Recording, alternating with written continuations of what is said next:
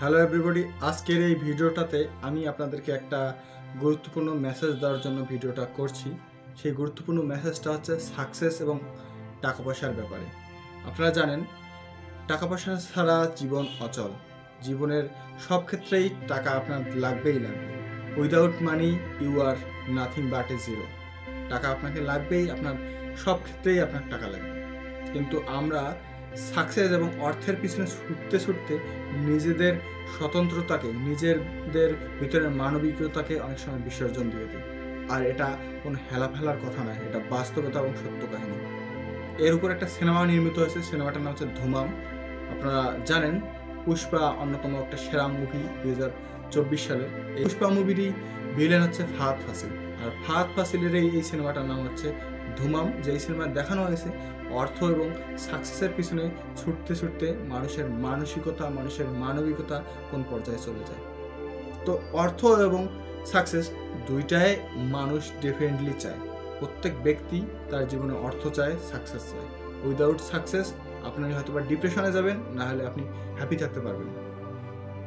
তো আপনি জানেন যে আমার অর্থও লাগবে, সাকসেসও লাগবে, কিন্তু আপনি যখন আপনার অর্থ এবং সাকসেসের পেছনে ছুটতে ছুটতে নিজের মনুষ্যত্বকে, নিজের আত্মমর্যাদাকে বিসর্জন দিচ্ছেন, তখন আপনি যদিও সাকসেস হন না কেন, আপনি যদিও আপনার অর্থ থাকুক না কেন, আপনি কি আসলে নিজেকে হ্যাপি দেখতে পাচ্ছেন সেই জায়গায়?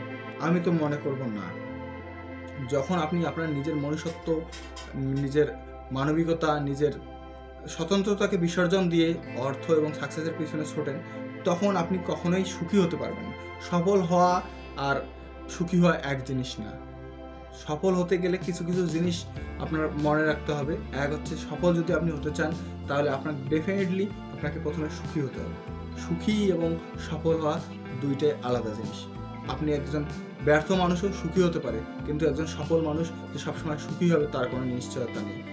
সুতরাং সবথেকে বড় যেই ব্যাপারটা আমি বলতে চাই এই ভিডিওটাতে, সেটা হচ্ছে অর্থ এবং সাকসেসের পিছনে আপনি ছুটতে ছুটতে নিজের মানসিকতাকে, নিজের মানবিকতাকে, নিজের বৈচিত্র্য, নিজের চরিত্র, কোনো কিছুকেই বিসর্জন দেবেন না, ভুল করেও না।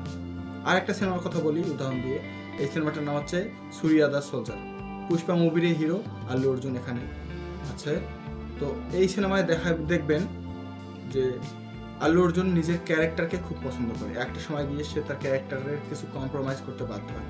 শেষে এসে সে নিজেকে রিয়েলাইজ করে, আমি আসলে আমার ক্যারেক্টারে যদি না থাকি তাহলে আমি কেউ না।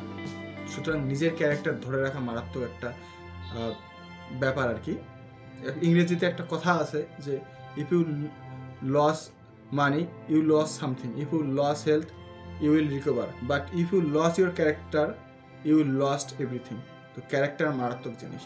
আমি হয়তো বা প্রভাবটা ঠিক মতো বলতে পারলাম না, জানি না এদিক ওদিক হয়েছে, তো আপনারা জানেন অনেকে এই বিষয়ে।